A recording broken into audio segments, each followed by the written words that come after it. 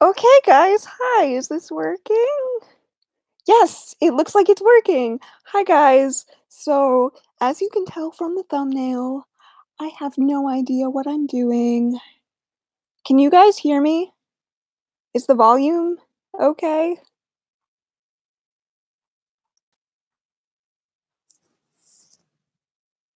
The volume's good. Okay, thank you, Heather. So, um, few things I want to talk about in this stream in particular today. Um, would be okay. So I can't remember what day he uploaded his video, but Steve Donahue, the beloved Steve Donahue, you know, he made a video about how he. I guess I'm doing a response to a video response, which sounds kind of silly, but I'm gonna give it a go. Um, so he gave tips on how he reads so quickly. And when he got to audiobooks, he said that because of subvocalization, um, he doesn't subvocalize, which is when you say the words in your head, and that shuts down your ability to read fairly quickly. And he said that audiobooks just reinforce the subvocalization because that's forcing you to read at um, the same speed that you would uh, when you're subvocalizing. And I agree with that to a certain extent. Um, but the thing with apps like Audible Audible is the one that I know. I don't know if other apps can do this, but you can speed up audiobooks. You don't have to read it at the normal speed. You can bump it up to three, maybe even four speed. I don't know why you would read something at four speed, but you can do that. And also, like another benefit to audiobooks is you can multitask. When you're sitting there with a book, you just gotta sit there and you gotta read it. And I have other hobbies besides reading, like sewing, and I like audiobooks because they allow me to sew and read at the same time. So, do audiobooks really slow down your reading? Debatable, but I'm honestly not knowledgeable enough on the subject to confirm or deny. So, I suppose if I am incorrect, Steve will uh, let me know. Let's see. Heather says, I let Kindle go to 4 times speed when I want to DNF, but feel like I should finish anyway. They speed up mine. They speed up mine if I listen at 2 times speed. Of course, my mom starts running something electronic the next few minutes I go live and start recording. So if you can hear that in the background, my apologies. um, okay, so I don't know. Do you guys want me to talk about anything in particular?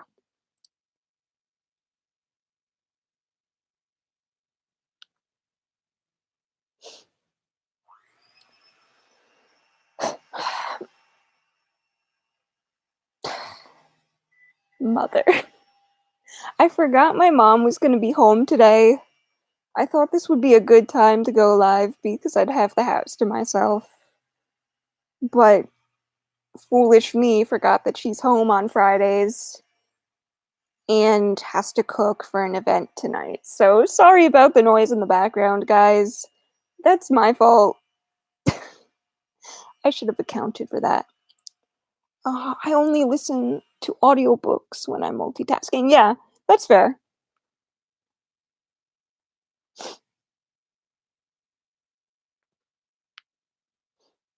I feel like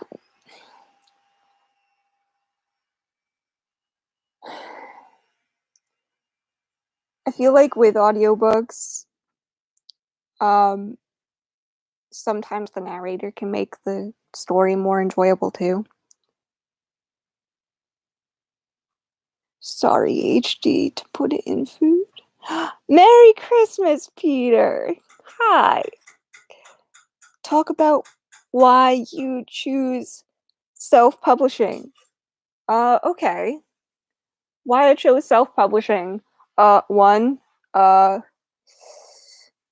my Canadian brother Devin is the indie insomniac, and I feel like I'd be a bad metaphorical sister if I did not do indie publishing. But the more serious answer is that I don't want I want complete creative control of my work.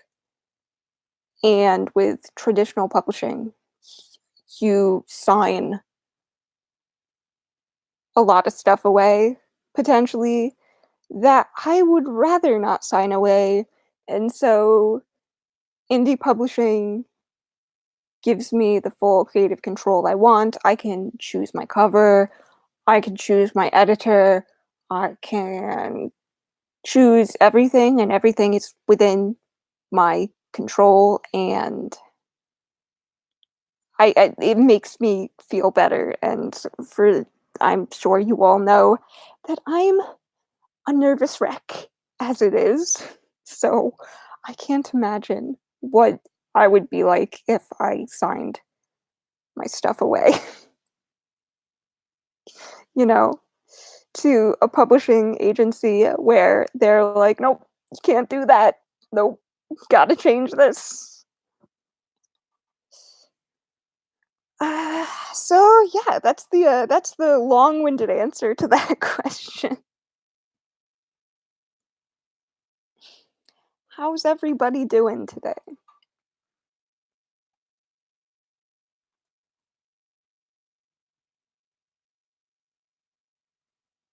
Bodice ripper cover for waitress? What? Heather, what do you mean?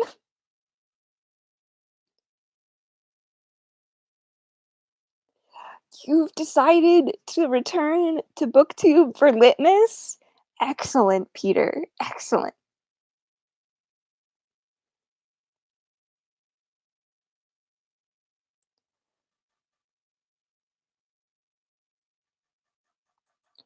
Like the pub would do that, and it's yeah, yeah. I agree, Heather. I agree.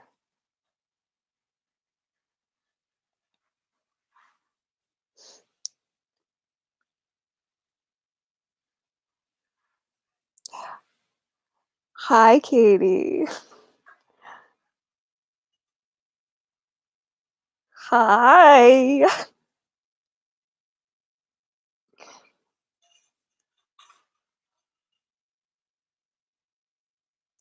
I see you figured out how to use the @ sign to tag me. I ran out of the classic. Oh no! You ran out of the classic wrapping paper. Oh no. That's why you gotta buy backups. You always gotta buy more than you think you need. That's what I learned from being a cosplayer. You always buy more than you think you need. Because it's a tragedy when you run out and then you gotta run out back to the store and talk to people. Nah, nah, just buy more. It's better to have extra than not. Matt's here! Hi, Matt!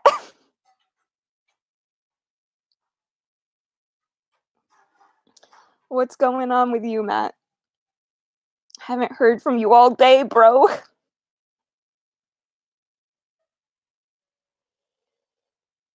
I'm packing up Christmas presents to send out, so it's nice to have someone. Oh, I'm glad. I'm glad you want to hang out with me. I don't know why, but it's okay. It's okay.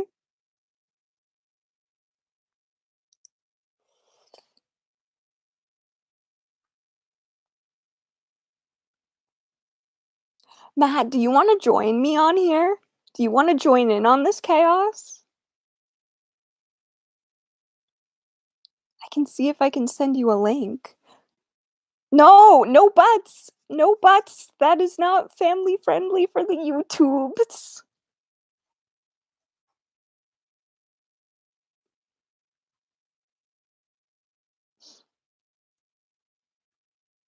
No, that's okay. It's okay, Katie. It's okay. Um, it's so weird seeing Apache Cat. Man. Okay, no problem, Matt. I feel like I haven't seen that title in forever.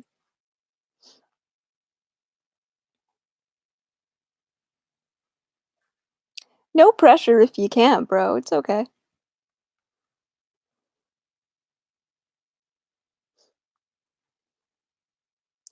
Talk about my writing process. Okay, so my writing process is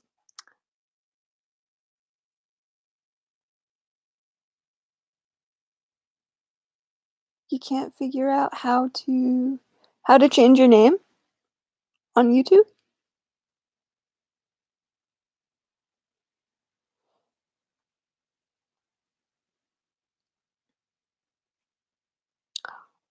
Oh, I see.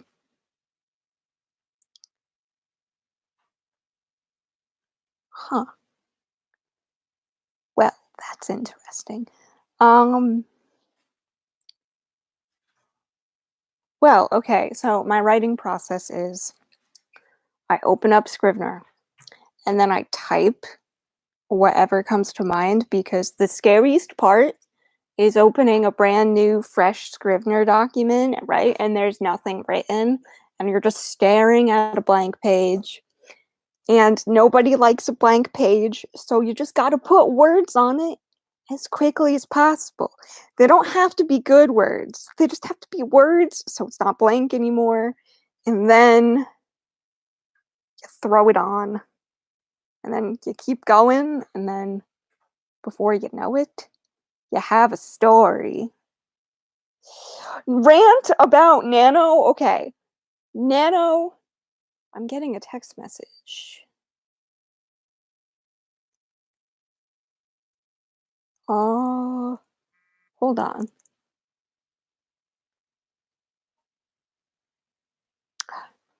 It might it might filter out cursing. I don't know how to change that. That's dumb. But yes, ranting about Nano. Okay. So, NaNoWriMo. For those who like it and enjoy it and have a great time and are winners and can do it, I have all the respect in the world for you. But for somebody who writes on a daily basis, uh, Nano isn't as fun. Um, because every month for me is yeah, yeah, NaNoWriMo, aka stress month. Exactly. Exactly, Katie. So it's a stressful month for all of us, actually. But yeah, some people can do it, but for people who already write on a daily basis, it kind of loses its magic, if you know what I mean. Like, if people want to do it and have fun, and they end up having fun, that's fine. But there's a reason that most traditionally published authors don't do it. And it's because it's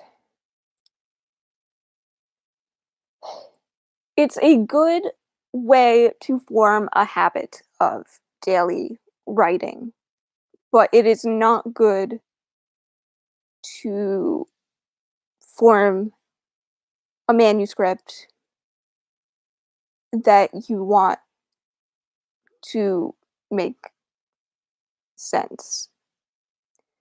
And also, like, I don't can't do daily word count goals. I feel like there's something about that whole minimum of 1667 words per day that just stresses me out, which is weird because usually I write like 2,000 words a day, but the second that NaNoWriMo hits, there's something that gets blocked in my brain that just makes everything I write suck. And that makes me feel awful. And I feel like NaNoWriMo also encourages bad habits.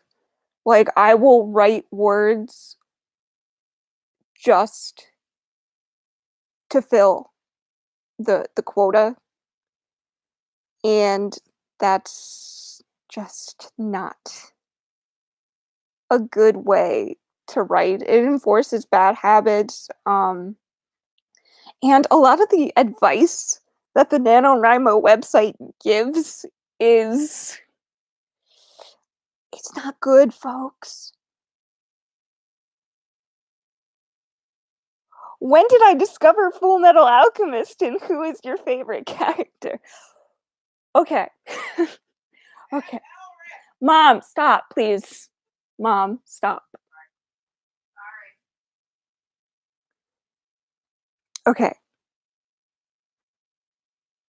So, I discovered that's a good question. When did I discover Full Metal Alchemist? I discovered it, I think, in 7th or 8th grade. Britt, please invite your mom to join the live stream. I mean, I could, but we'd have to share a headphone. Um, but I discovered Full Metal Alchemist when I was in 8th grade, I think, 7th or 8th grade, and it totally consumed my life. Like, this was the first time I saw a protagonist that was disabled and it wasn't played just for laughs, and it actually dealt with like really heavy, serious topics, like, losing a parent at a young age, or like the risks of like it puts things into perspective, I guess, and it kind of encapsulates this whole idea of you don't know what you have or how lucky you are until like something is taken away from you, and once the dead are dead, there's no going back after that. Favorite characters. That depends, Heather. Which series are you talking about? Are you talking about the 2003 anime or Brotherhood? Because there's different answers for both.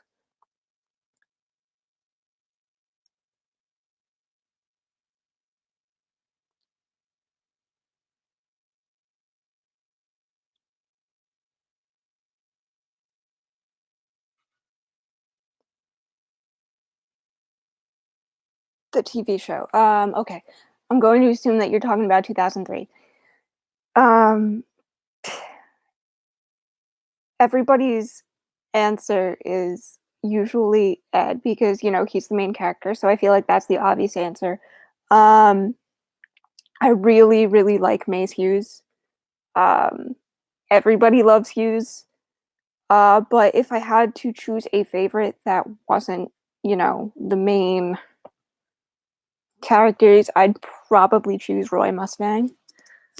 You can't see him in the background because he's covered by a bunch of karate belts, but I really love Roy, especially in Brotherhood. I think that's one of the things that Full Metal Alchemist Brotherhood did better than the 2003 anime. And I don't know, like in both versions, he's just a really compelling character, in my opinion. That's my opinion. Plus, that whole rant about the miniskirts and loving dogs. It's classic.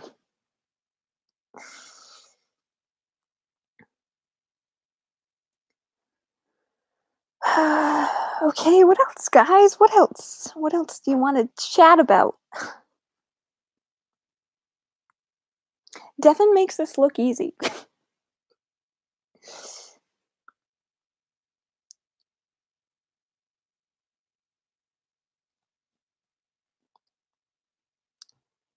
What's my favorite dinosaur?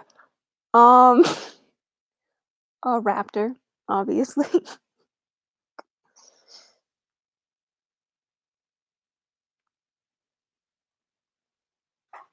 Raptors are cool. Or maybe, I guess T-Rex are pretty cool too. Rave boys. Like boys in a rave.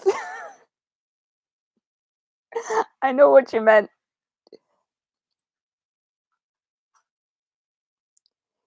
It's probably hard to read the chat and keep the banter up. Raptor on a motorcycle. Yeah, it is like it is hard to like keep up with the chat and like read and try to talk at the same time. Do you ever want kids? If so, what would you name them? If you don't want kids, what kind of pet would you want? And name it. Right now, I don't want kids. That could change in the future, but right now, I don't want kids ever. Like, I don't see myself having kids. I don't see myself adopting kids. But if I were to adopt an animal, I would either adopt a cat or a dog. And if I were to adopt a dog, I would either get a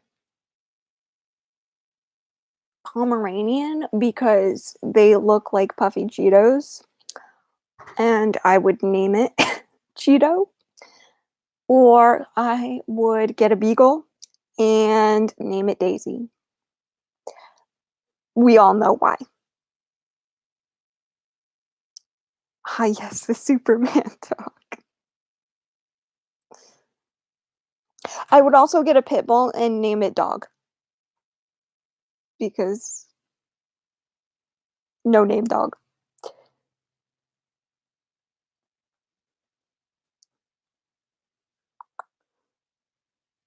I'm naming my first child horse Pogo.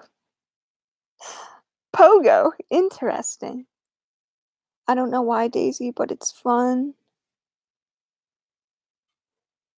Heather says, I don't know why Daisy, but it's fun. And it's that it's Estrella's middle name.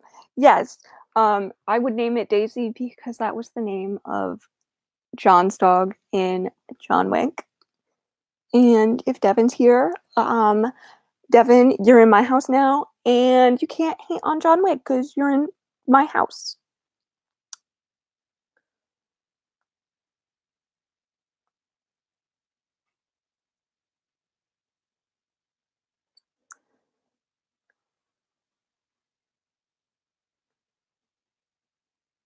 John Wick is my religion. I agree, Peter. I agree. What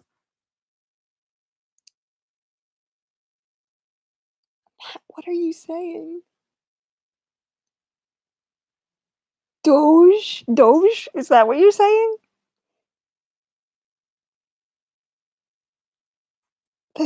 Heather says Keanu Reeves can't argue with that. It's true.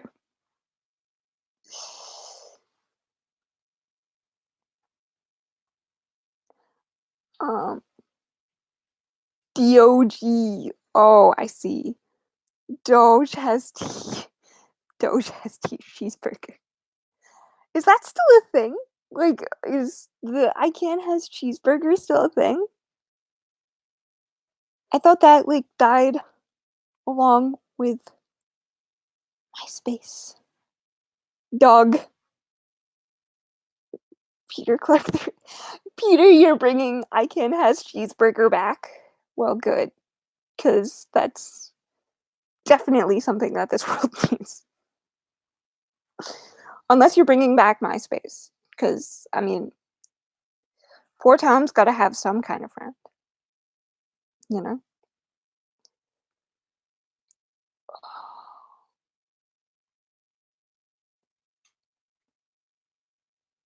Shan is boxering me.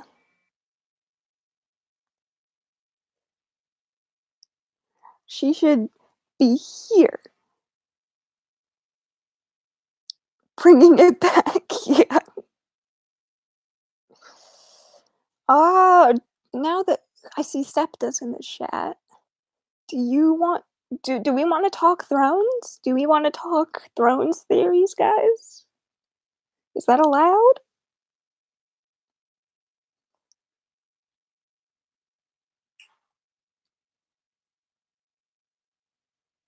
Nope. Katie says nope. Nope.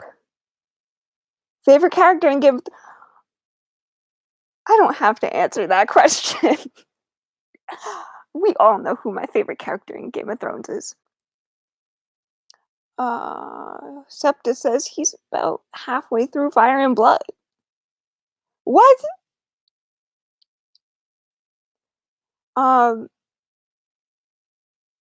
I started it, but I'm waiting on my friend to read it with me. Um, I've heard mixed reviews about it. A lot of people either like it or they say that it's too close to the information that we got in the World of Ice and Fire. But the thing that kind of takes that argument down is that the World of Ice and Fire is written from the perspective of a maester, and that's um, that information isn't always correct, and it's also very biased because it's specifically written for the Lannisters' point of view, so it's not going to show the Targaryens in the best of light. So I'm gonna have to read it for myself. Let's see. Of course, my favorite character is, yes, Sansa and Theon are my favorites. Yes, Matt is here. Hi, Richard. It's a strange mix of boring and interesting. That's exactly how I feel whenever I read a George R. R. Martin book in general. Why Sansa? Because I like Sansa. I know a lot of people really hate her, but I think that she's judged a little bit unfairly. Yes, in the beginning, she's a very, very privileged, bratty girl, but all the Starks are kind of spoiled brats. Even Jon, like, people don't like to acknowledge that the Starks act like bratty teenagers because they are bratty teenagers, but they were spoiled. They all acted like brats.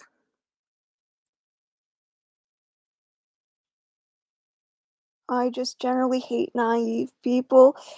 Yeah, but, like, the thing with that and is that the like, Ned and Catelyn and the Maesters and the people that raised them and the you know, like, everybody kept the Stark children very sheltered, and they wanted to keep them away from all bad in the world, and in Westeros, you can't do that.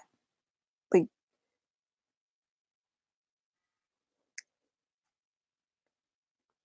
Tony Stark, says Peter. Yes, at least Tony Stark is still alive. Waiting him to pop up in the last season. Could you imagine? Just Tony Stark flies in, kicks Cersei and Daenerys off the throne, and says, "No, this is my city now." That would be a plot twist.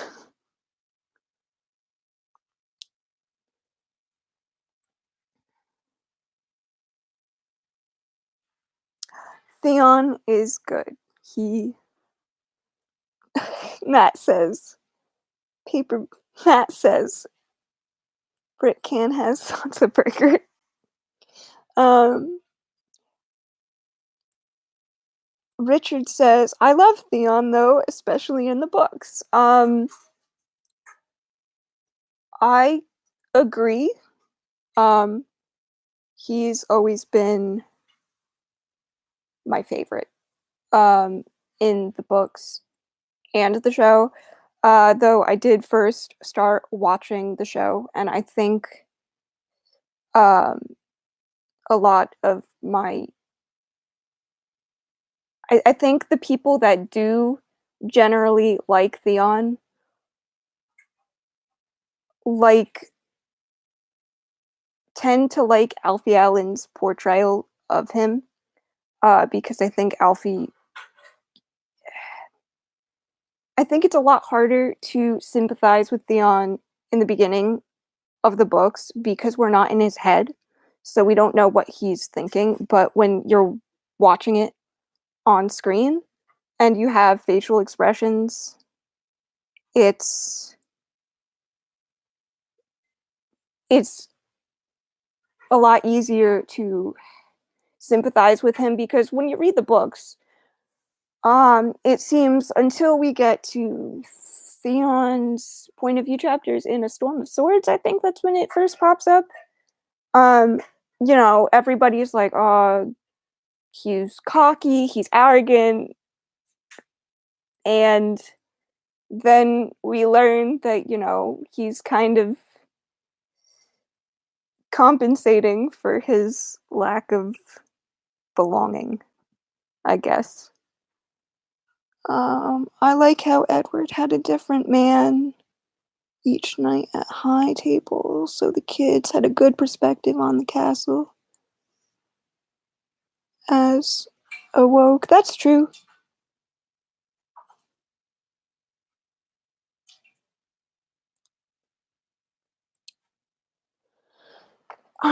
So yeah, that's my thoughts on Theon, but I think you guys all know those thoughts by now.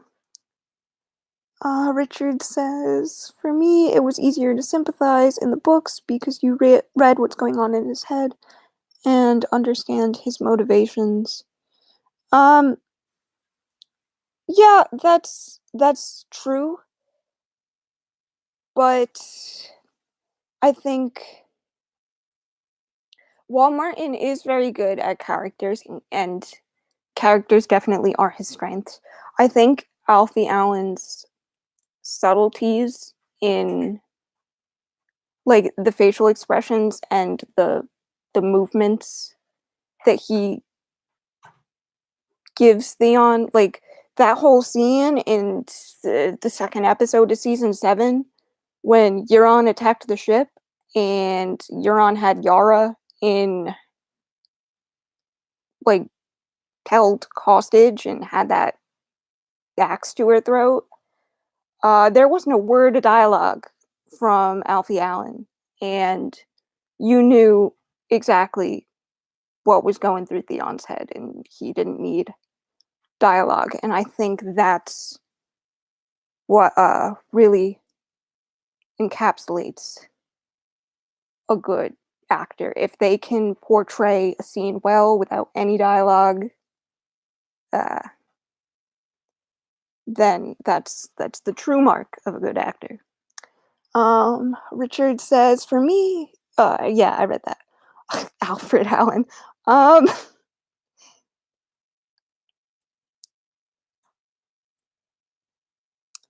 Peter, I don't know what to say to that because I'm pretty sure Alfie is his legal name.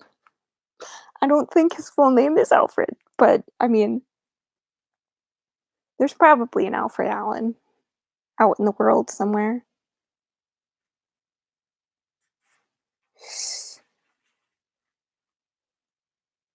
Um,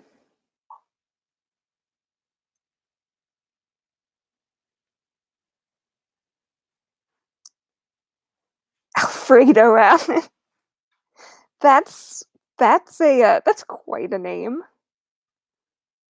It's quite a name there, Katie. Um,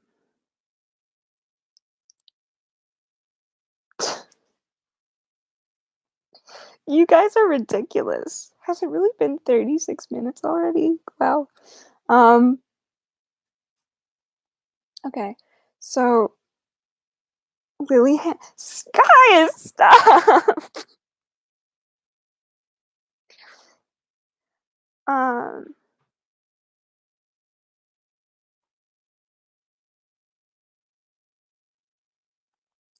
can we get a vote for who got robbed more? Alfie Allen for Theon, Emmy, or Sean B as Oscar? Um, I mean, Sean Bean is a well-known actor, and before Thrones, like most of the cast really wasn't well known. So, hi, Erin. No, it's okay. Sleep is important. I mean, I liked Alfie better too, Richard, but I'm biased because he's like my favorite actor, like in general, like not even on the show. Like I hope that he gets more projects because he is a rare talent and I don't think that people appreciate him enough.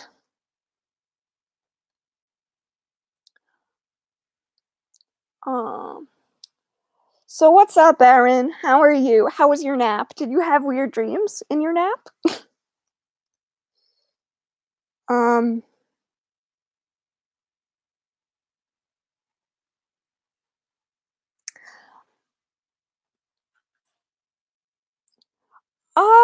he pretty much played the same character in John Wick.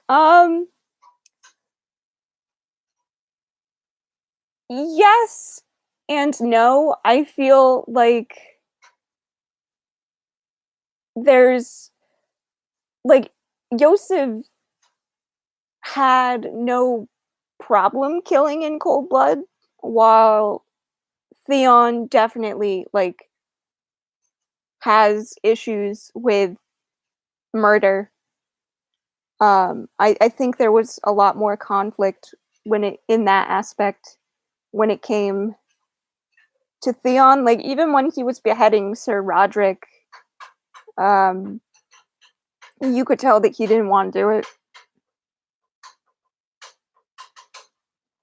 Erin says, "Yeah, actually, I had a dream that my boyfriend was a serial killer." Oh, well, that's interesting. Heather is telling me to check my phone. An anonymous message. Okay, this is from anonymous.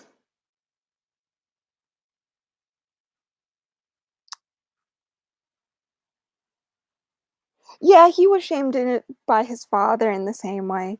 Um, An anonymous person asks, "Is Theon more appealing now that he's dickless?" What kind of question is that?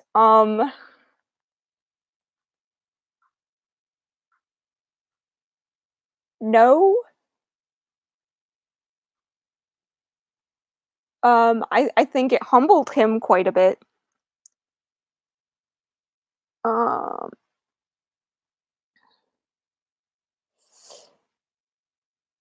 Erin says, "It's The Exorcist plus listening to serial killer documentaries, so I'm not too surprised. Just trying to get into the holiday spirit." Aw, Erin, I feel you. Whenever I read weird stuff, I get the same way. Heather said she just peed herself. Oh no. Um, Holiday spirit. Yeah, The Exorcist, that's one way to get into the holiday spirit. Um, but it's a good book. It's a good book with an excellent narrator. So it's been an experience.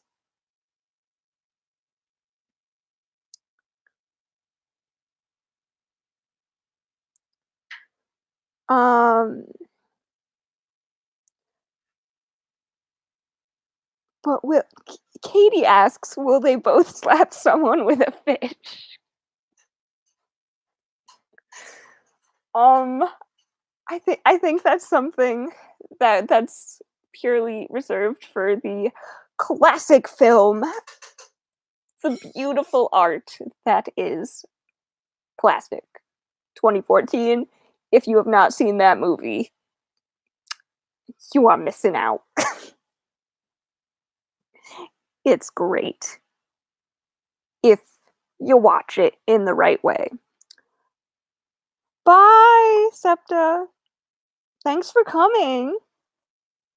I appreciate it. Plastic review, go. Katie, I already did a plastic review for my channel. But quick review. 2 stars for execution, 5 stars for quality entertainment.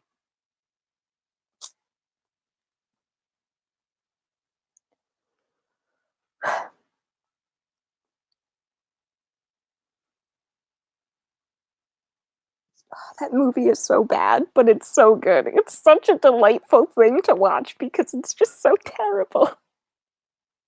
It takes itself so seriously, and it's so funny.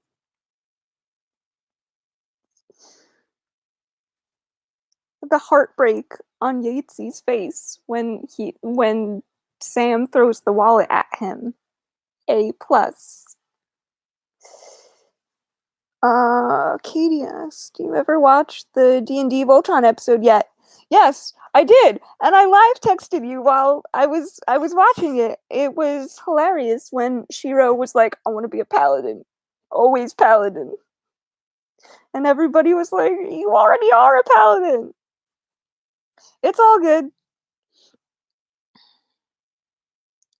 cause I also have an awful memory. Uh, so what else do you guys want to chat about? Maybe I should wrap this up soon. Who's still here? Who's still in the chat?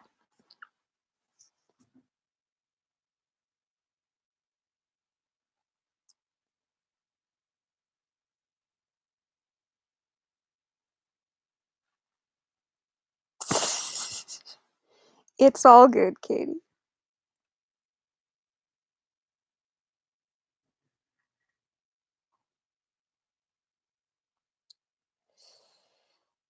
What else do you guys want to chat about? I'm free for the semester. Yeah! Do you think you did good this semester? How do you feel about this semester, Erin? Those curtains are see-through. Yeah, they are. I haven't redecorated this room since like middle school. It's kind of bad. Yeah, but I have a what is it called? It's one of those pull down curtains, so keeps the sun out, keeps people from looking. Yes, blinds, that's the word.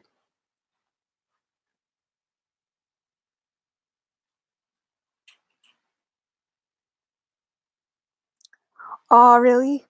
Do you want mine? We could trade curtains. Because I don't really like these either, but, you know, it's what I got. Erin says I had psych classes, so it was stuff I already knew, so my marks should be alright. I just want my paper mark, because I basically just went off about mental illness in mainstream media. Okay. Yeah, was that the paper that you were talking about writing the other day?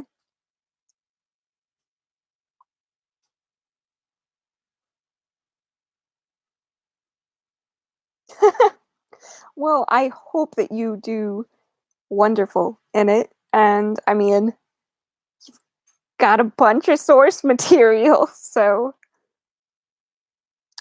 ooh, yeah, it's hard when you're a professor and you clash. Yikes. Hopefully, you don't have to take that professor again. Is this like your last class, or do you have another semester or a billion semesters to go? Or is this like the final frontier?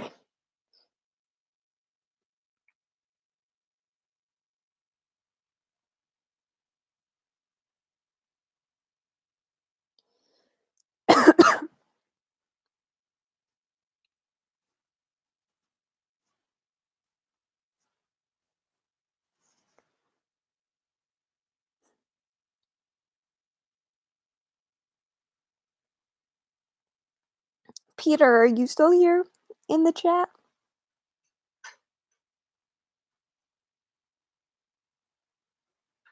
One more. I only have 2 classes though, because I'm just making up for taking it at a slower pace.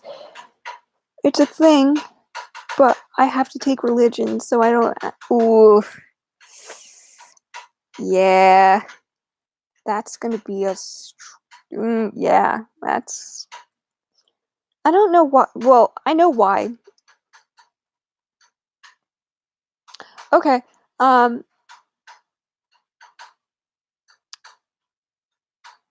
If you gotta go, Heather, that's okay. I'm glad that you came for the time that you did. I appreciate it. So, but man, that's gonna be a struggle, Erin, taking religion. But you know, at least you read The Exorcist before you had to take that class. So, there's that. My only concern is it's mandatory, so engagement isn't where it would be for a class of people who want to be there. Yeah, yeah.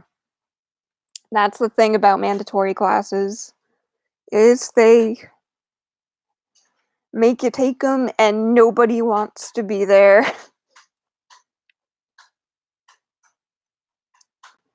That's exactly how I felt about math.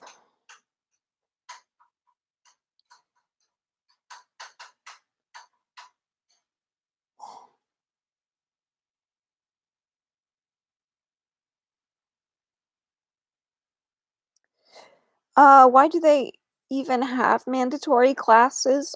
Probably just because they want to charge you more. I don't know if that's the actual reason, but if I had to take a guess, it's probably just an excuse to make you pay for more credits.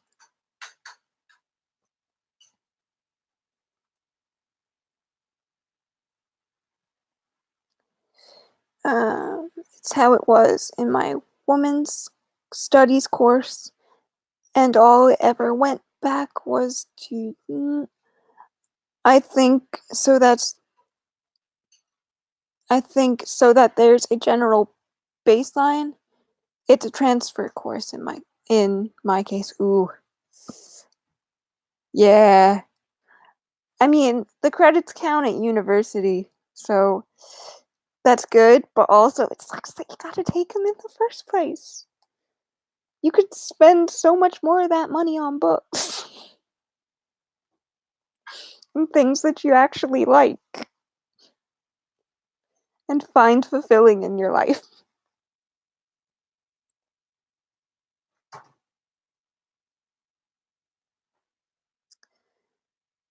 Yeah, oh, yeah. Yeah. College sucks, you dry forever. It's so weird because my mom's going back to school to get her uh something for accounting. Some sort of licensing, and it's really weird when you have to tell your mom to get off Facebook, stop playing Words with Friends, and do your homework. It's an odd sense of deja vu.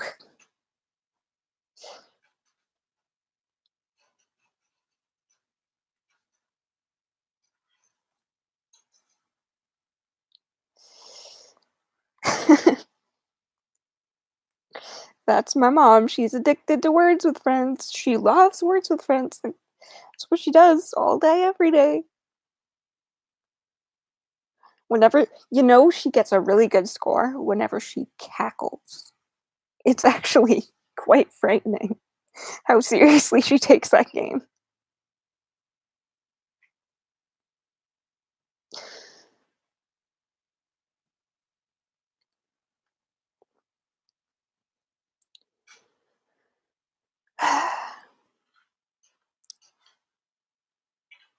Isn't that all moms though? Mine is the same, she's winning. Yeah, yeah. I guess that's true, Erin.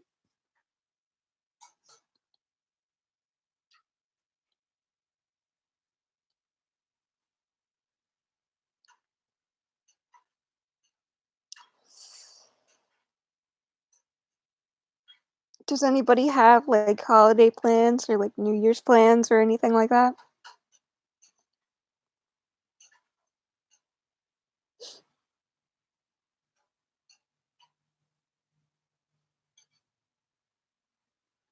You know who I feel bad for? I feel bad for the poor retail workers that have to deal with all of our asses. Me, you, puppy. That's my holiday plan. I mean, that's a good holiday plan, Katie. I'm not complaining. I'm not complaining about that at all. It's a good plan, in my humble opinion. Not just one puppy, two puppies. Two whole puppies are gonna come to my house. Well, I guess one's more of a moody teenager and one's a puppy. Erin says, I'm so happy I'm not working retail this year. I used to work at a beer store and people get whack around the Yeah, yeah. Um, my one friend works at Joann's Fabrics and apparently it's a nightmare and she never wants to look at glitter tool ever again.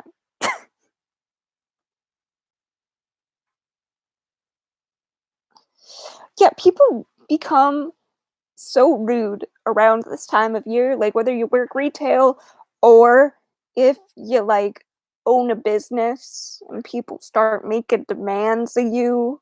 Just like it's so rude. And that's the complete opposite of how you're supposed to be this time of year. You're supposed to be nice to everyone. I mean, you should be nice to everybody year round, but you'd think during the holiday season people would be a little bit more respectful. I guess that's me putting way too much hope in humanity then. necessary. Oh, I forgot. You know what? I just remembered. John. I don't know if John's here, but John wanted me to discuss my thoughts on book collecting. So if he's watching this back later, or he's in the chat now and just hiding, um, John, here are my thoughts on books in general, and this is just my opinion. I used to be really excited about book collecting. I mean, I have like 5 different copies of the Raven Cycle in my house. I have every single version of Song of Ice and Fire, except those pretty, the leather-bound books that have the little sigils with each one. I think they're blue or black, and they have gold printing on the spines. I don't have those because those are too expensive for me. But now I've almost entirely converted to ebooks, just because they're way more convenient, and especially around this time of year when it starts getting cold, my joints don't like to move all that well, so it becomes very difficult for me to hold physical books. Like, there are days where I struggle to touch my fingers like this. So, can't could you imagine what it's like trying to hold a book when you can barely open up your hand? It's not a fun experience, but I don't shame other people for wanting to own collector's editions or things of that nature. I definitely see the appeal. A lot of people get used books, which apparently can sometimes be a controversial topic, and I'm not entirely sure why. It probably has something to do with your quote unquote stealing from the author, which you're not.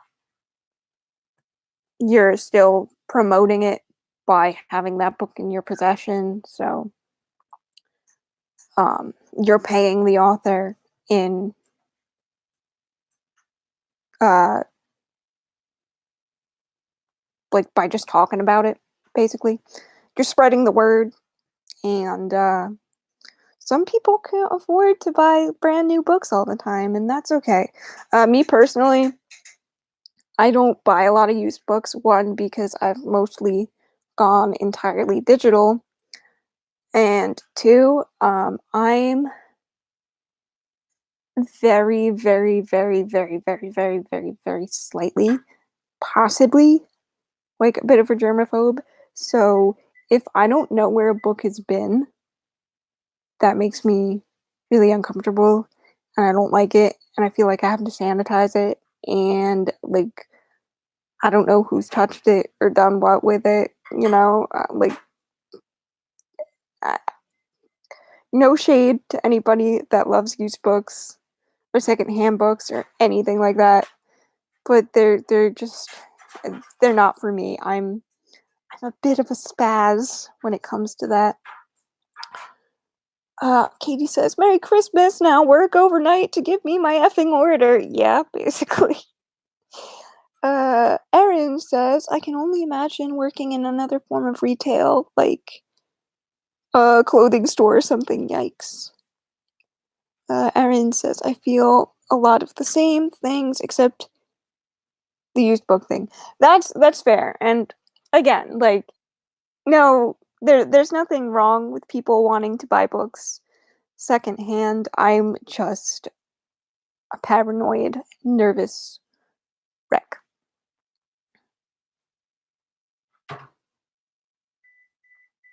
Yeah, exactly. Like, people can do what they want. It doesn't matter. And I think that the book community makes a lot bigger deals out of things in general than they need to. And I shouldn't make a sweeping generalization about that. I know Devin's trying to break that habit of mine, which he is correct. I shouldn't make sweeping generalizations. I should give specific examples, but I don't have specific examples for that right now. So, yeah. I don't want to make this a drama stream. It's all good. It's all good. No drama here.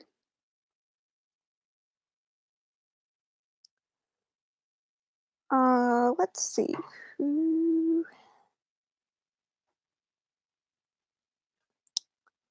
What else should we talk about, guys? I don't think I can do a 4-hour stream. I don't think I'm not that good yet by myself. But we've been going for an hour here. Is there any other stuff that you want me to talk about? Do you guys want me to read some of my current work in progress to you guys? Would that be fun?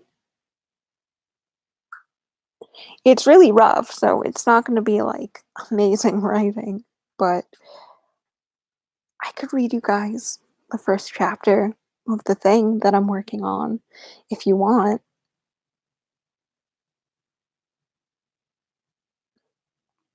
Katie says, "Yee." So, okay, that's 2 out of 5. Let's see. Well, I guess 2 out of 5 is enough, right?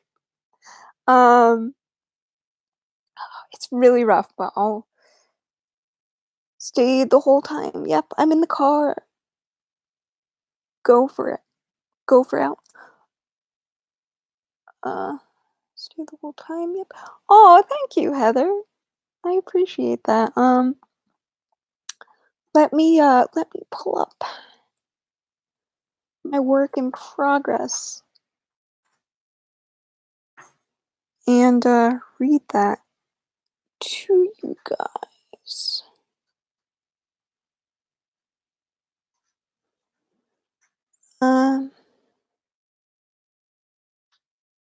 Yeah.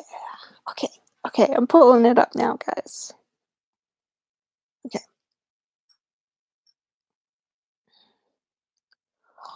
Why is everything so much slower when I'm live streaming? Okay. So I don't have an official title for this yet. I've been calling it the spooky shit. That's not the final title, but that's the working title, is spooky shit.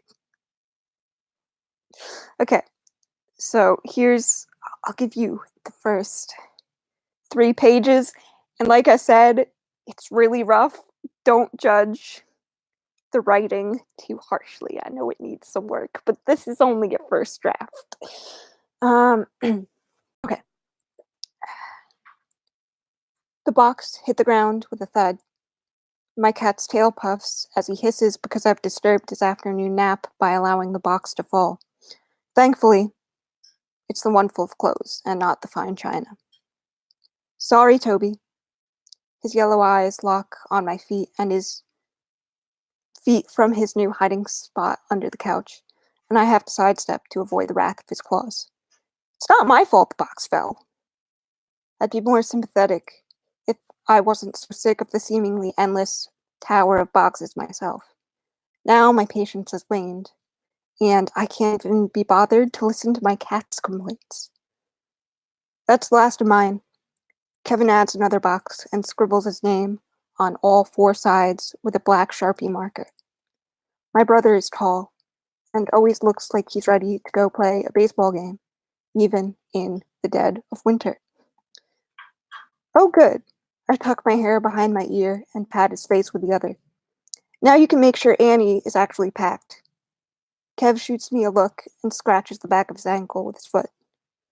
We're all tired and need a break. I feel bad asking him to help our baby sister pack, but I'm too busy making sure the movers are keeping it moving. They charge per hour, and we're having difficulties paying for things as it is. But we don't have much of an option. I don't think she understands, Kim.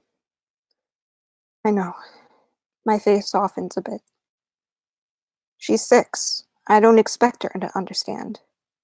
But after we've lost Mom and Dad, we couldn't afford this house anymore. Part of me wonders if my twin resents me. He should be a frat boy starting his first semester at college, not the main breadwinner of the family. Toby creeps out from the couch and moves to the giant windowsill with his bed. Enjoy it while you can, Toby. This is our last night.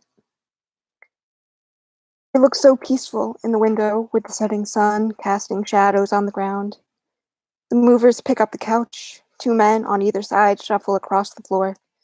By some miracle, manage to tilt it in such a way and at just the right angle to shimmy out the front door and onto the moving truck. Is there anything more, Miss Jones? I look about the living room. Amazing how big a place can become once you devoid it of all its furnishings. I believe so, yes. Thank you for the help. All in a day's work, ma'am. I nod and pull out my wallet. Inside, there's a check for them, and I give the only bill I have left on my person. 10. Great. Now I'll be known as the cheap one. Sorry, I can't tip more. He nods and leaves without another word. I gaze up at the walls. Imprints from the frames and the nails that once held them are the only proof that we once lived here. Tears sting at the back of my eyes. No, I can't cry. I'm done crying. Kevin can't always be the strong one. Instead of being broken, I watch the sunset from the back porch one last time. And then there's a page break because I suck at transitions. It's better if she's asleep for this, Kevin insists, as he carries Annie to the car. Are you sure, Kev? This will be the last time she gets to see it. It's only 2 towns over, he whispers as he shuts the car door as quietly as he can. I don't know why he's bothering to be so quiet. Annie could sleep through a thunderstorm. I know, but it's different when the house isn't yours anymore. I cross my arms and turn to look back at her from the passenger seat. The rational side of me agrees with Kevin, but the ethical side of me wants her to wave her childhood home goodbye. Don't do it, Kimberly, he says, as if he can read my mind while he buckles his seatbelt. She might be upset at first, but she's been through enough. We don't need to add this to the list. I turn back to face forward. My hair snags on the headrest, and I close my eyes. It can't get any worse. A migraine has begun, the kind that starts right at the back of your eyes and slowly makes its way to the rest of your head. Not a good way to start a morning. But again, was there really a good way to start a morning like this? To kiss childhood goodbye? And to live in some run-down, rickety house because that's the cheapest 3-bedroom house for rent in the area? The only fair thing I can think to do is for all of us to not have that final look at the house. Kevin will be busy driving. I'll have my eyes closed. And my baby sister will be lost in a world of sleep and dreams. Let's just get this over with, I mutter. Kevin must have agreed because I can hear his keychain jingle as the key turns, and the car roars to life. Toby's paw hangs out the edge of his crate, and instead of watching our house become smaller and smaller, I stroke his ginger fur. On any other day, this wouldn't be allowed, but Toby's the type of cat who's good at reading people. I'm almost envious. A cat is better at dealing with people than I am. Even so, I'm glad to have him with us. We may be unable to keep our family home, but we still have the family cat. He's purring, and usually that's only reserved for Annie. You should be honored, Kevin smiles as he pulls into our new drive. There's no garage, and that makes me uneasy. The town doesn't have a high crime rate or anything, but teens with too much time on their hands have the tendency to smash windows. Maybe because they think theft and destruction of someone else's property is the cool, hip, fun thing to do. Why not do it when you know it's dark and the chances of you getting caught are slim to none? Next time I get paid, I'll get one of those signs that tell you that you're being recorded and hope that the bored little shits don't call my bluff.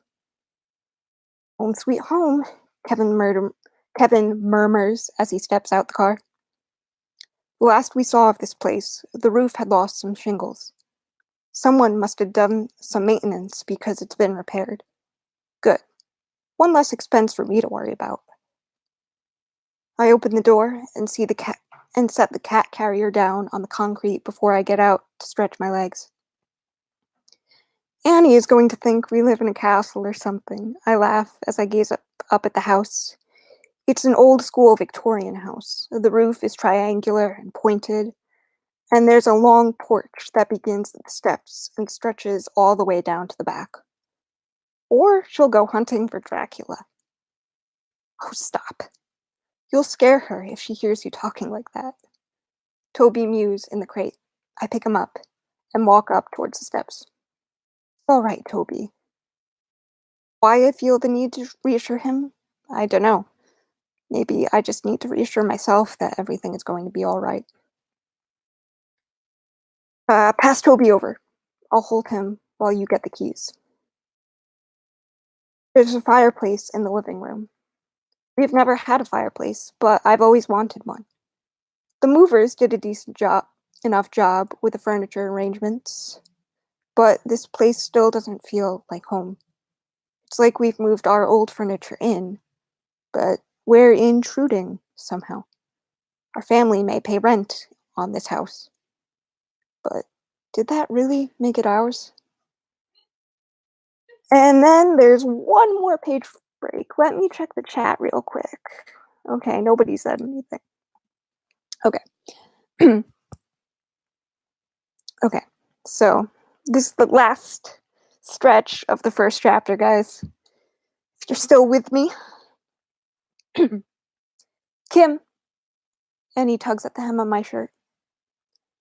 I want to go home. This is our home, Annie. At least until Kevin and I can get a little more financially stable. Then, if we still don't like it here, we can find somewhere better. She gazes up at me in stunned silence. Poor kid has been doing that a lot as of recent. According to the therapist, it's just shock and it'll fade with time. Her tiny head buries itself into my shoulder and she begins to shake. Oh, sweetheart, I whisper and run my fingers through her long brown hair, just like how Mom used to do it when she cried. When all of us cried, really. It's okay to cry. You don't have to hold it in. Perhaps I'm a bit too hypocritical here, but she's not the one who needs to be strong. I'm the older sister, and I'm not allowed to cry. The 6-year-old, who doesn't understand what's going on, though, has every right to cry. She's too young to have to be without Mom and Dad. I'll never be able to comfort her like our mother did, but I'll be damned if I don't try. You don't have to hold it in.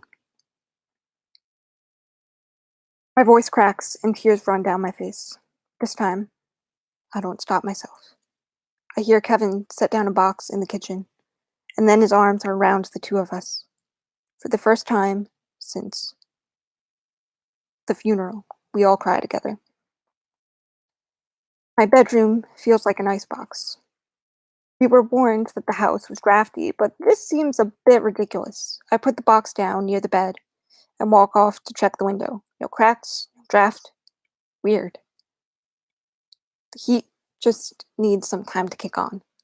It can't be this bad all the time. Kim? I'm up here, Kev. Careful on the last step, it's a little squeaky. What? Kevin stops and pokes his head in my room. Odd. I could have sworn he was downstairs, but it seems he's been in the attic. Did you call me? No? Oh, must have been Annie then. Kiddo's probably hungry. I know I'm starving. What do you say we take a break from packing and cook up some dinner? Get our energy up and all that. Sounds good. There's a loud thud in the window. Both of us jump and rush towards it. What the hell? Kevin beats me. Damn his athleticism. Did someone throw something? I join him and peer out the curtains. There's a bird laying in the grass. Probably broke her neck. Yeah. Come on, Kim. Let's go make dinner. Kevin hooks his arm in mine and leads me out to the staircase. Our bedrooms are all on the top floor. Mine's right next to the attic. I made Kevin store the stuff in there. Something about that room just doesn't feel right.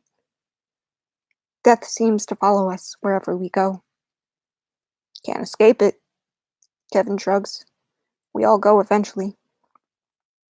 You believe the rumors about this place? About the woman and the baby? Kevin sighs and begins walking down the steps. Since when do you believe in ghost stories, Kim? It's a new place. It's gonna feel weird. Now enough. At least for now. The last thing we need is Annie getting nightmares. It's an old house. People talk. That's all.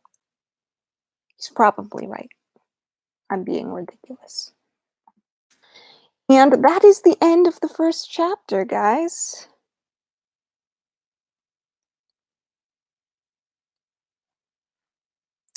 Bye, Heather. Thanks for coming. Devin! Hi, Dev. What's up?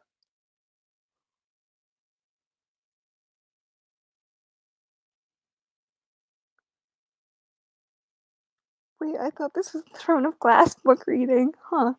Can't be. Aw, thank you, Devin.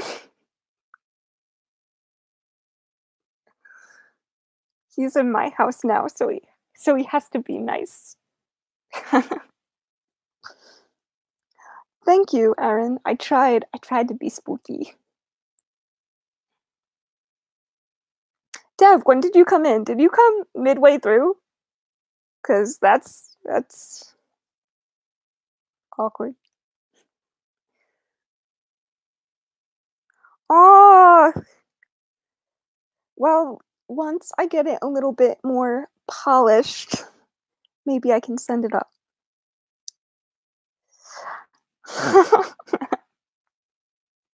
Of course, Dev. Of course, I won't press my luck. Can't take that risk with you now, can I? I've been lurking, though, most of it, because I was streaming. Oh, okay. Okay. Did you have fun playing Friday? Were you playing Friday?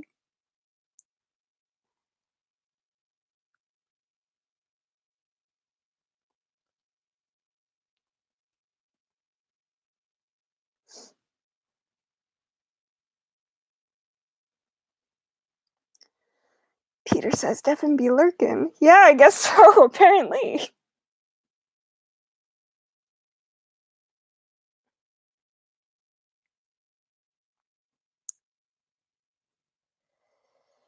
So what's up with you guys now? That's all I got for now. Well, I mean, the whole thing is written, but it needs to be cleaned up like a lot.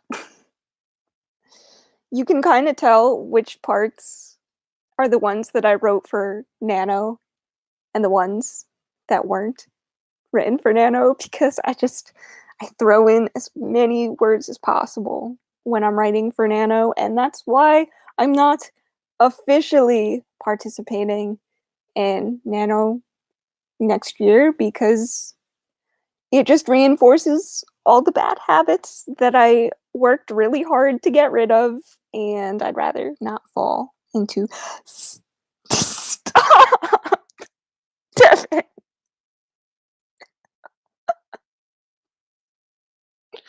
Hashtag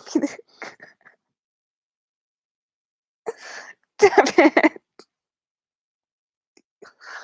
I regret ever saying "be the change" on that stream that one time. Now I never will live it down.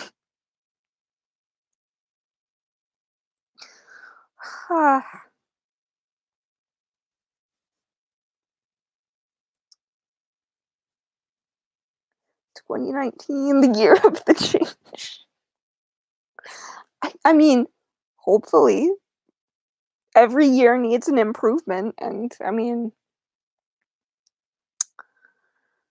2018 wasn't as terrible as I thought it was going to be, but it was a little rough. It was a little rough, but I think it was a little rough for all of us, right?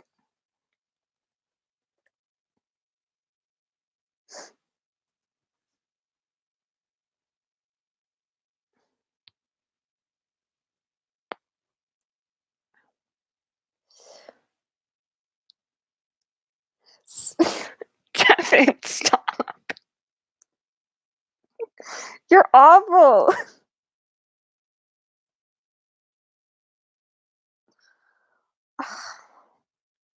Shaming me on my own stream.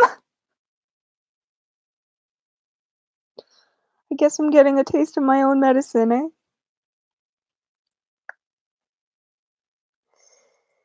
You make it look easy, bro. I gotta give you credit. You make it look really effortless, like keeping up with the chat, and I don't even have that many people in here, and I was struggling. So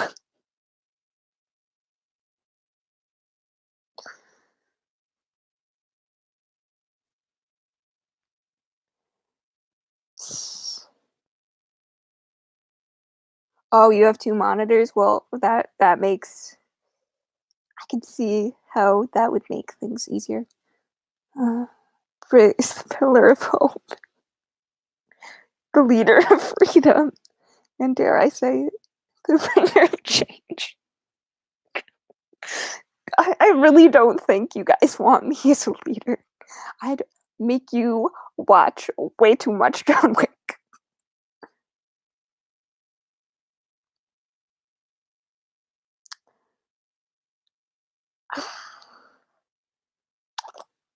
Well, I mean, you got two monitors, I guess. I guess if you want to count that as privilege, I guess you're right.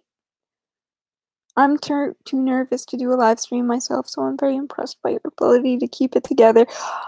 You know, like 15 minutes before I was gonna go live, I was like super nervous. I was talking to Heather on the phone, and I was like, dude, I don't know. I don't know how I'm gonna do this. But here I am. It's an hour and 23 minutes, and I haven't shriveled into a husk yet, so that's the worst 15 minutes every time. Yeah, yeah. But, it was strange because I didn't have this weird sense that somebody could press the live button at any time and I'd be having a conversation and then all of a sudden it's broadcasted to the internet.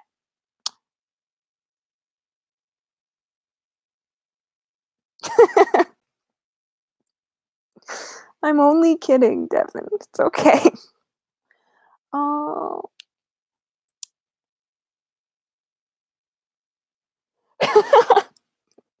You did, bro. I gotta give you credit for that.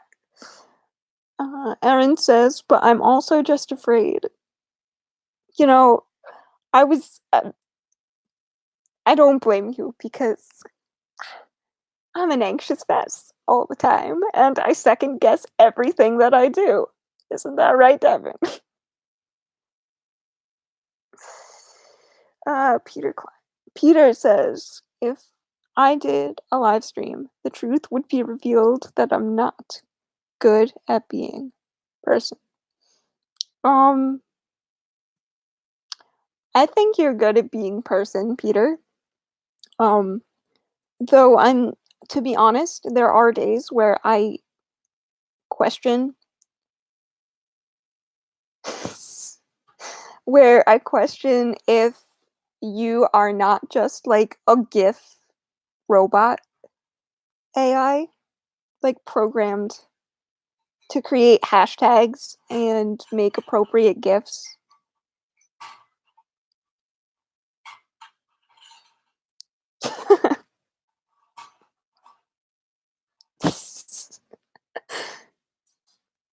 You guys are ridiculous. Devin says you literally just second guessed whether you second guess. Yeah, but I mean, you know me. And Peter says hashtag be the change. Yes, yes, be the change. Be the change. The mark of a true second guesser. Yeah, more or less. Steve just liked my tweet that I mentioned that I might be responding to him. And I've already responded to him. What if he comes in this chat? What if I have to redo that whole audiobook spiel if Steve comes in here? Would that be terrible?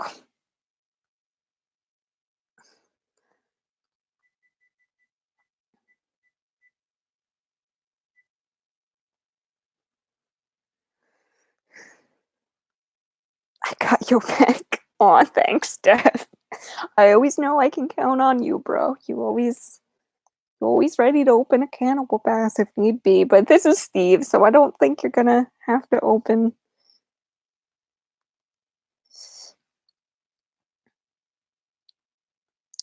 But it could just be that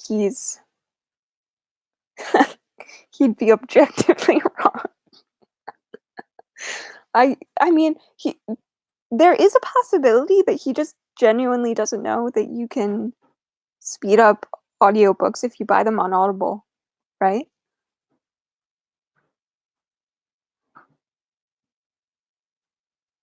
He'd object only. Devin.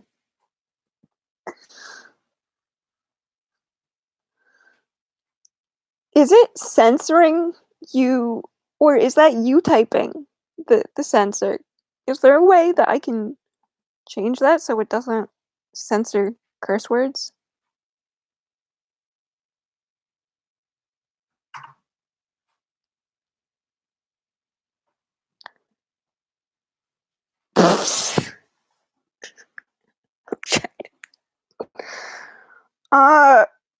I mean, it wouldn't be out of the realm of our conversations, I guess, if that were the case.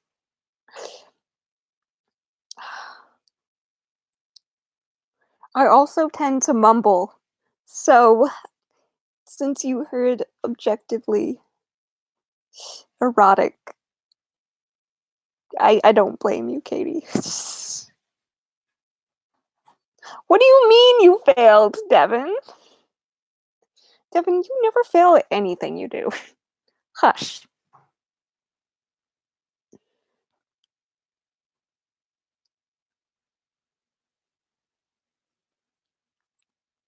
Is this the game? Could be. I wish it was the game. I miss playing D&D. When are we gonna do that one shot, Devin?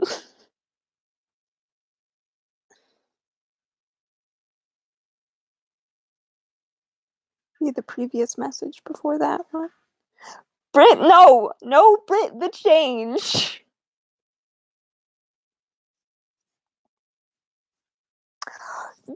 Devin! Fuck you, bro! Fuck you! I lost the game. Fuck you. I forgot about that stupid game until you brought it up that one time in a live stream, and now you keep making me lose.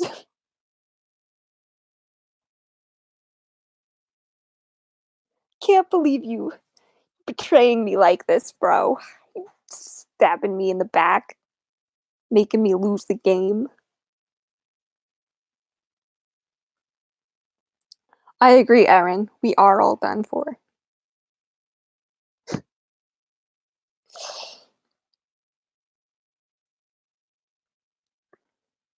If it makes you feel any better, Erin, I didn't even notice the typo. My brain just automatically corrected it. I wish it would do that when I was reading my own stuff. That'd be nice because I make a lot of typos when I write things.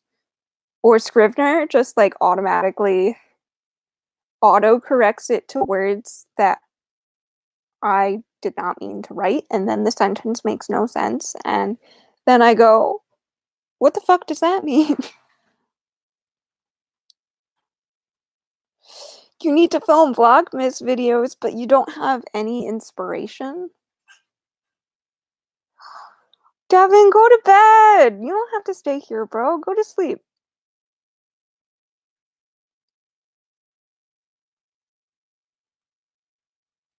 I'm probably gonna wrap this up soon anyway.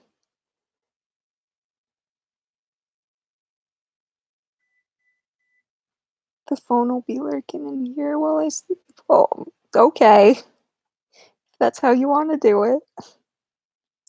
Hope it doesn't give you weird ass dreams. Because sometimes I fall asleep with the boxer open and shit gets weird. Like, I dream that Devin's over my house, and then my brother tries to stab me with the fabric scissors, and I'm just like, no, you can't stab me with the fabric scissors. Those are for fabric only. No murder can be committed with fabric scissors. Only fabric. Seriously, the most tragic thing that could ever happen to somebody who sews is somebody who takes your fabric scissors and then uses them to cut paper or something that isn't fabric, and then they never cut the same way again. But I'm sure I don't have to explain. Katie shaming Ryan in the chat.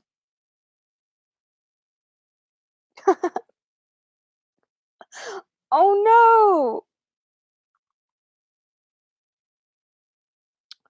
You should get like a little strip of masking tape and write fabric scissors. Or just like get him one of those like shock collars that are meant for like dogs, but like use it for Ryan, and whenever he goes to touch your fabric scissors, just press the button and give him a little zap. That'll teach him.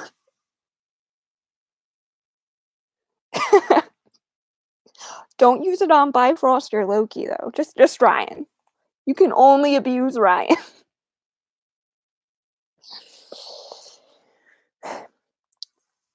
Wouldn't that be a lovely start to a marriage?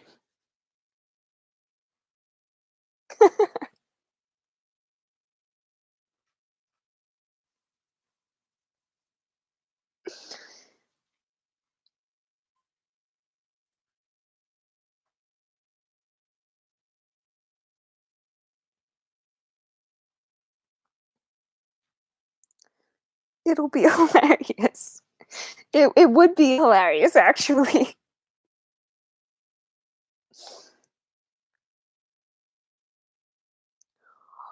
You know, Peter, that's actually not a bad idea. Just buy decoy fabric scissors.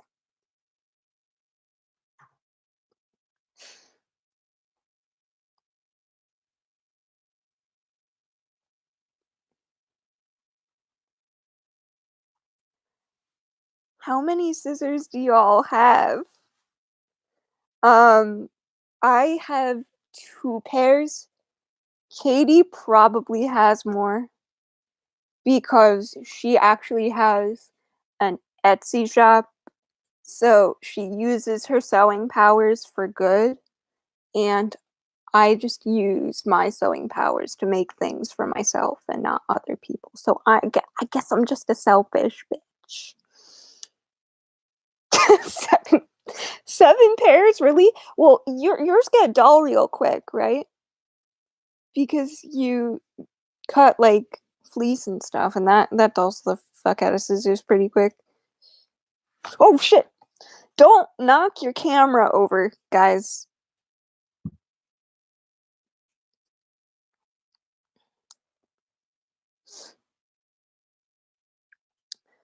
You know what Harry Potter and the Deathly Hallows is good for, guys? It's really good at keeping the heat away from your laptop, so your vents don't touch the bed, and it also makes it so you can actually see my face. That's what I use Harry Potter and the Deathly Hallows for.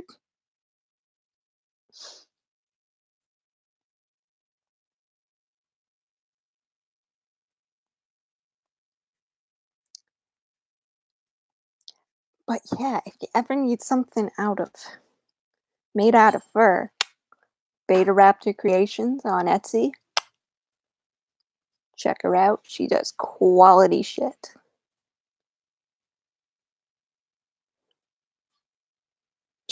I use Harry Potter so people think I've actually read it.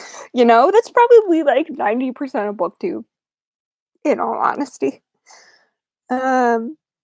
Does your laptop get hot? I used to have to put a book under it on my it depends what I'm doing. Right now, like if I have the camera running, it tends to get hot. Um or if I have YouTube open for extended periods of time, it tends to get hot. Um or like if I have a bunch of apps running, or even if I have iTunes open, it tends to get hot. But I think that's more to do with the fact that this laptop is aging, and I should probably start saving up to get a new one because it's not in terrible condition. And but it's coming around to being 8 or 9 years old now, and it's starting to slow down.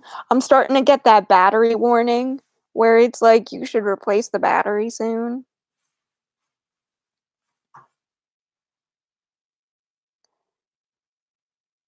Yeah. Then again, mine's an old hard drive. Ryan wants to retrofit an SSD into it. I have no idea what that means.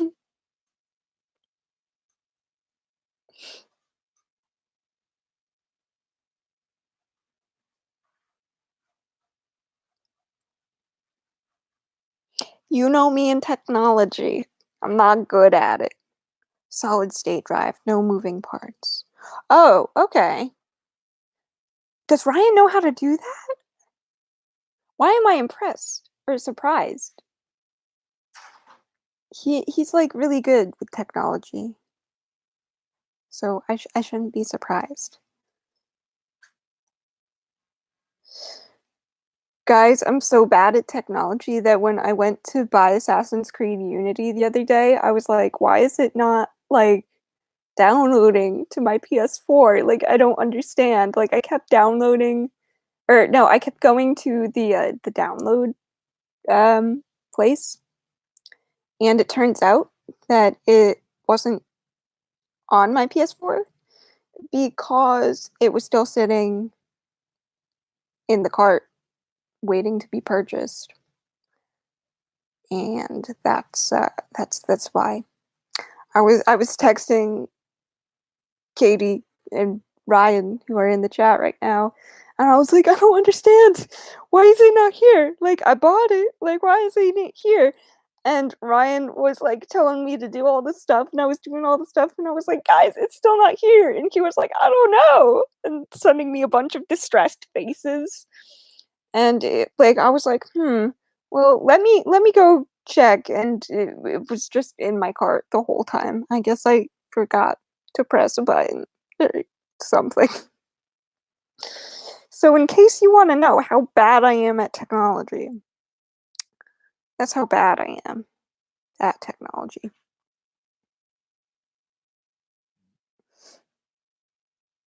Honestly, it was a miracle I figured out how to work Google Hangouts for the first time. Uh, it was fun for me, probably a nightmare for Devin.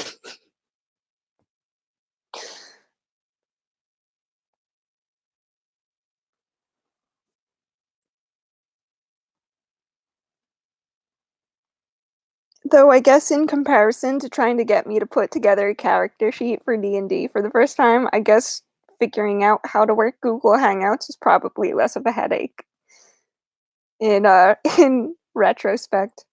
I really need to like redecorate this room.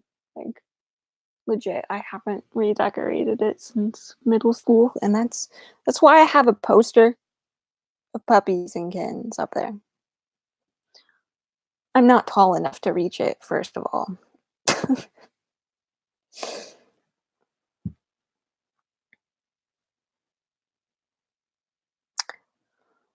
Fun fact, when Matt first when I told Matt how tiny I was, he was like, "What?" And he didn't believe me.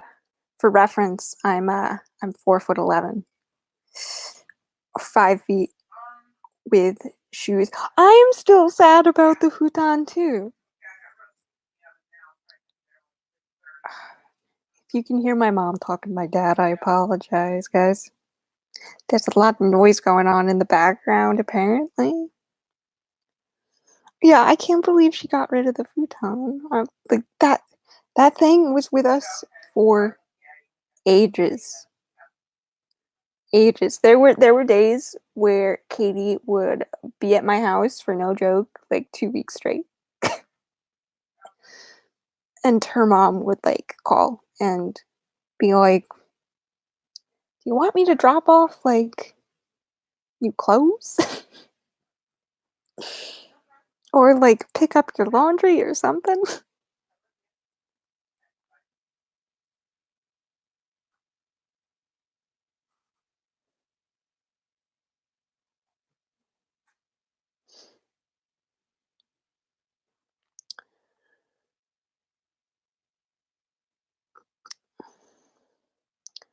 But anyway, guys, what are you guys up to?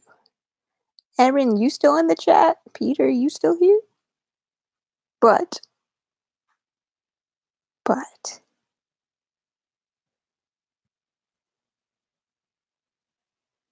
but yes.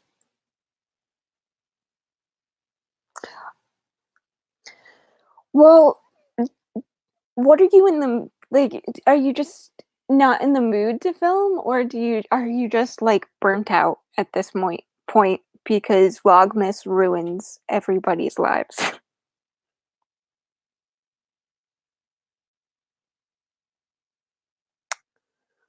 Yeah, that sounds like a pain, Katie. You don't mind me using your name, right, Katie? I probably should have asked before I started throwing it out there. Okay. Uh, I don't think I'm burnt out, and I do want to film, just none of my ideas are inspiring to me. Well, one is, but a video that will take a week to film. Yikes. That's a mood, though.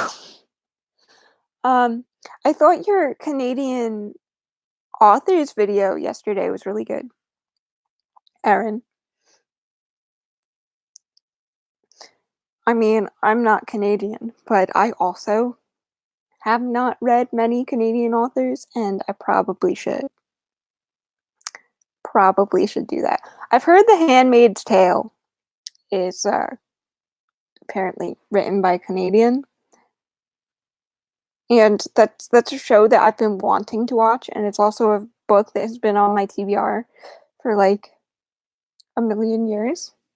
So maybe 2019 will be the year that I finally get the fuck around to it. Um, who isn't controversial right now? Like honestly, like somebody could like get in an elevator and it would cause like chaos and destruction.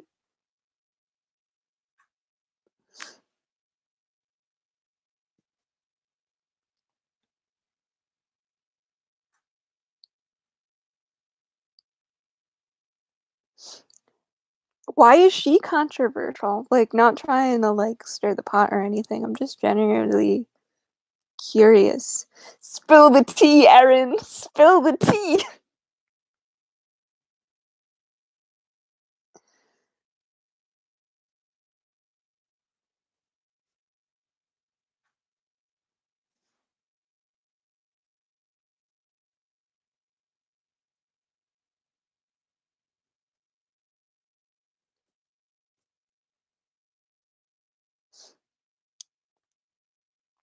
She must be brewing the pot. Or the kettle. That's what it's called. Because she was supportive of a professor in Manitoba. She was let go for sexual assault, although I'm 90% sure it was a relationship that went sour. I'm just relooking. Okay. Nah, take your time. I'm just trying to fill dead air space by saying stupid shit. Um, hmm. So I guess it's kind of like a J.K. Rowling is being supportive of Johnny Depp type of situation. That's kind of what it sounds like. Hmm. Yeah. I mean, I just like I get why it's like in the news, but at the same time, I feel like it's really not any of our business. And it's so strange to me that like everything is so public with that sort of thing nowadays. Like this never would have happened like 4 years ago. Like it's been a major shift within just the past few years. It happened in 2016, and her, along with a ton of other authors, signed a petition to give him his job back until he was actually charged, because he was fired before anything was filed. Oh, okay. So it sounds kind of like a James Dashner situation. He's the author for The Maze Runner. He got accused of something, and his publisher dropped him like right away. He made a billion, well, not a billion apologies. At first, he was like, "What the fuck does this mean?" But like, he said a really well written apology on Twitter. But I just hate the he said, she said mentality, because it just like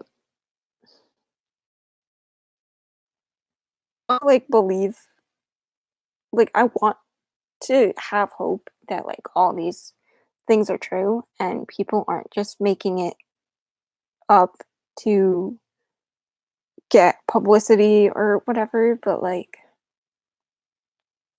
I don't know, I think it's just so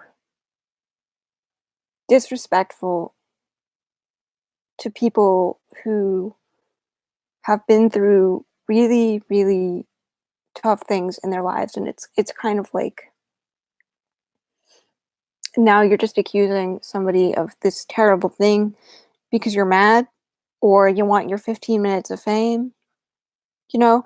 And like I know that that's not the case for that type of thing all the time, and I wish that people didn't make things like that up, but it just happens way too often nowadays for all of them to be true, you know?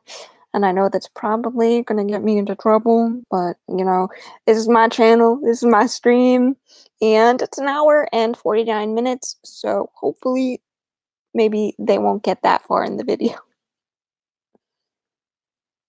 Sorry, I'm addicted to chapstick, so like, we should turn that into a drinking game, is how many times can Britt apply chapstick, or like every time Britt applies chapstick, take a shot.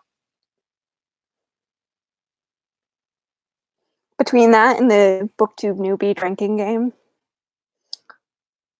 Devin and I would be a disaster by the end of that stream.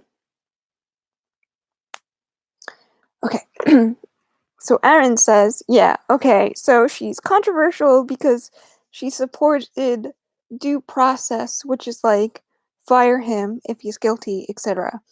But the second anyone says anything, someone's losing their job. I feel the same way. Yeah. Yeah, it sucks. It really sucks. Like, it's just a bad world that we live in general. And it's terrible that, like, things like rape and sexual assault and all that stuff still happen in 2019. Like, you'd think that humanity would evolve out of that type of crap.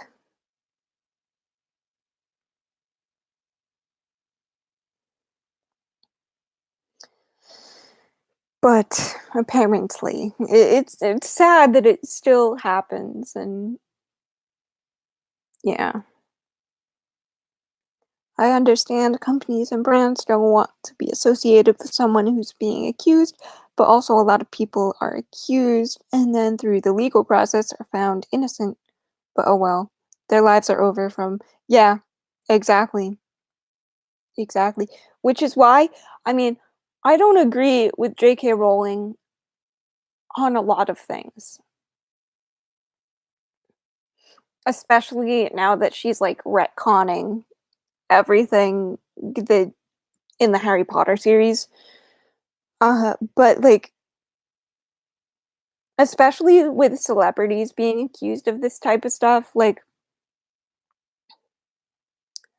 I feel like she has a really good, like, personal relationship with Johnny and not just, like, a working relationship. And we don't know, like,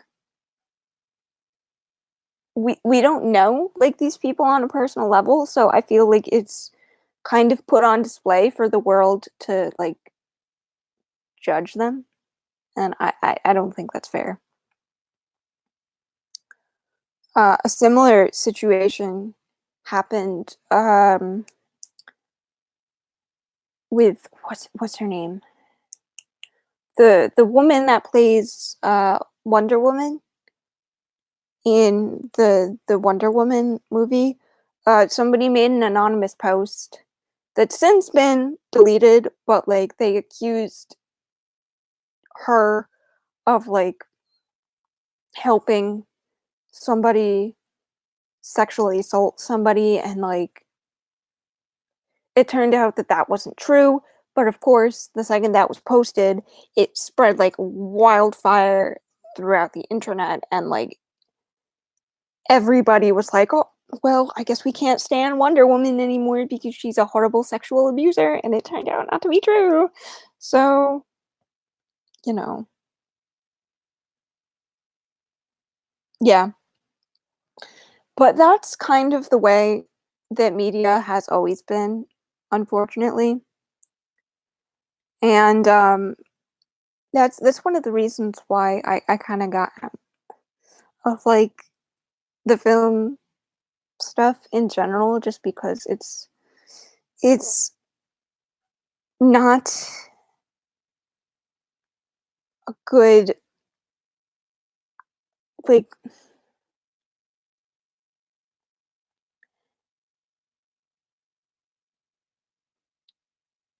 I only worked on like very small school projects, and even then, like, the egos on people were wild. And I'm like, calm down.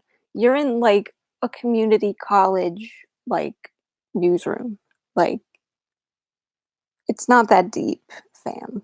Like, you need to relax. It's hard to know as a person, like, what is right, because on one hand, when abusers aren't called out, like, women get tormented about, like, what did you do to deserve this? And that is still happening. Yeah. Yeah. Exactly. And it's really sad. Like, it's that's really sad. And I mean, like, there's a gross double standard in, like, the industry in general as well. Like, everybody says, and this is just from, like, my very small little itty bitty window in, like, the film industry, and, like, a few projects, like, outside of college and stuff that I've worked on, but, like, men are judged just as harshly for their body image, if not more, than women. Like, women, like, they say terrible things to, like, the women in the film industry, and there's a lot of body shaming. But that happens to men as well. And, like, even on shows like and again, this is, like, a completely, like, fictional situation, but, like, there's a gross double standard, like, even on Game of Thrones, like, everybody laughed when Theon got his like, when Theon got abused, and, like, when Theon had, like, his, he got the snip, everybody was cheering, but the second, like, a woman was, like, raped or assaulted on the show, people would lose their minds. But, like, I guess torture and mutilation is okay as long as you're not a well-liked character on Game of Thrones, I guess.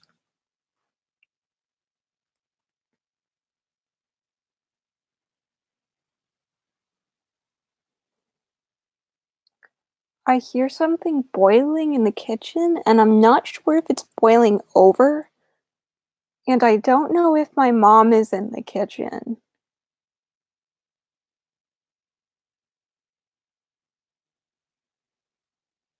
But I'd have to get up and go and check. I wonder if it's deeper than that? What do you mean, Erin?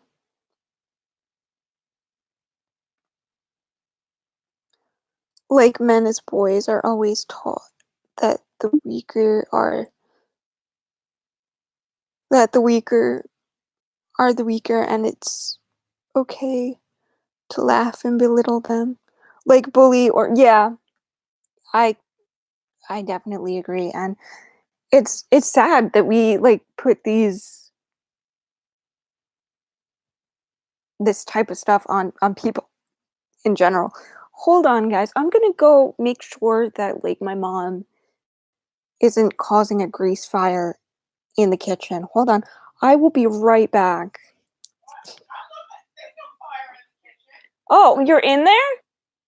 Okay, as long as you're in there, okay. I just wasn't sure. I heard stuff boiling and there was lots of smoke and it was making me nervous.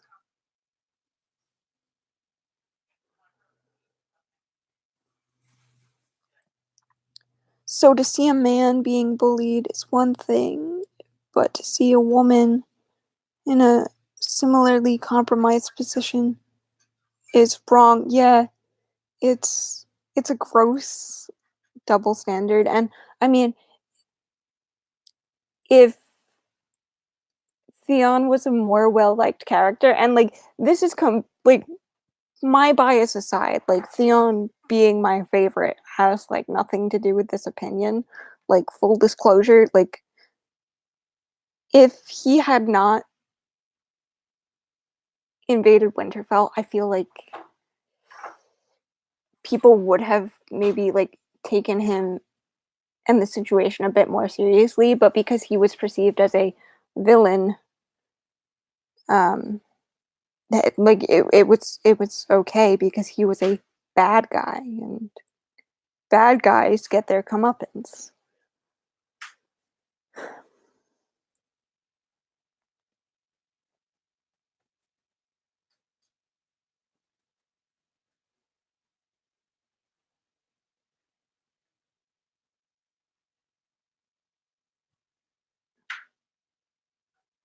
Yeah, I don't blame you for hating TV, Erin. It's kinda terrible sometimes. Especially Game of Thrones. Like, I love Game of Thrones, but like, oh man, some of the stuff that happens on that show is so hard to watch. Like, I think too much about it. Yeah, I think a lot of people think too much about it.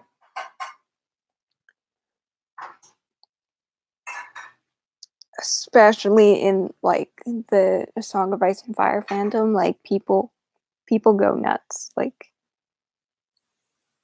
it's kind of crazy.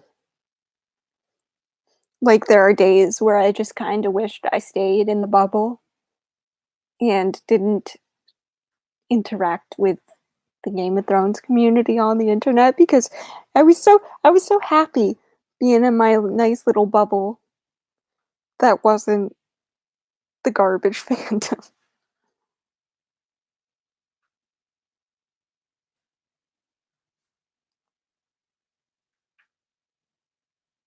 I mean, I'm used to doing 4-hour live streams on my buddy's channel, so like 2 hours, this is nothing for me. But thanks for coming back, Richard. I'm just trying to kill time right now, so it's fine.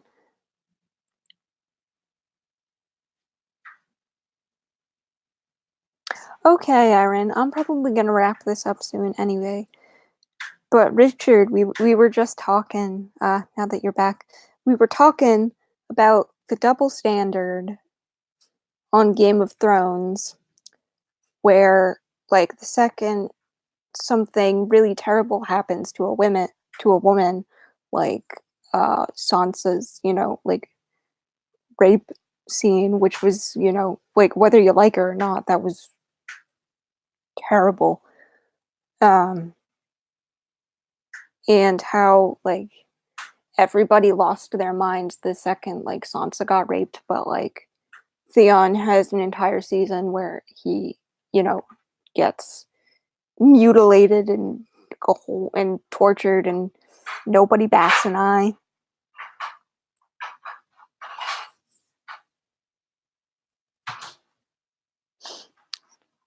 Thank you, Aaron. Yeah, I'm probably gonna wrap this up in like another minute or two, guys. So no worries, no pressure.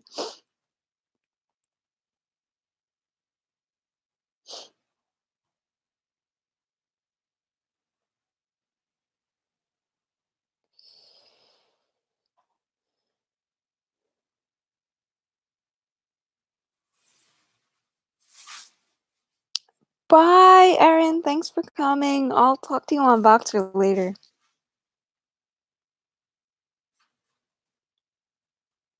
I will definitely convince you to try one because it's not that bad. Like, once once you're like on for a few minutes and people start interacting with you, it's not that bad. Richard says, I guess I'm not that involved with the community because I haven't heard much about that. Yeah, well, it's been fun, guys. I'm thirsty. I think I'm gonna wrap this up, guys, but thanks for showing up and joining me on the shit show. All right, guys. See you later. Bye.